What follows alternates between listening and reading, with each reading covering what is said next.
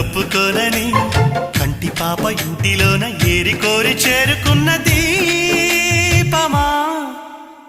అల్లం నేరేడు కళ్ళతానా ప్రేమ వల్ల పట్టాను పిల్లదానా